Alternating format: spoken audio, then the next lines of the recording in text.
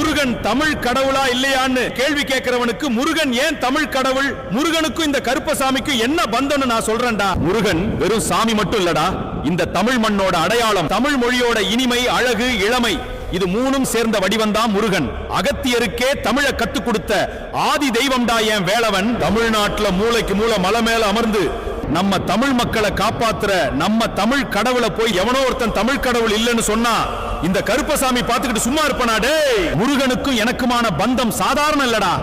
முருகன் பெரிய மலைகள் மேல கம்பீரமா அமர்ந்திருக்கான். அவனோட எல்லைக்கும் அவனை தேடி வர்ற தமிழ் மக்களுக்கும் அடிவாரத்துல வீச்சருவாளோட காவலுக்கு நிக்கிறது இந்த 18ஆம் படி கருப்பசாமிடா. நீ தோல்ல காவடி தூக்கிட்டு அரோகரான்னு சொல்லி முருகன் மலை ஏறுறப்ப உனக்கு முன்னாடியும் பின்னாடியும் துணையா வர்றது இந்த கருப்பசாமி தான். முருகன் கையில் இருக்கும் வேல் வெற்றியை தரும்.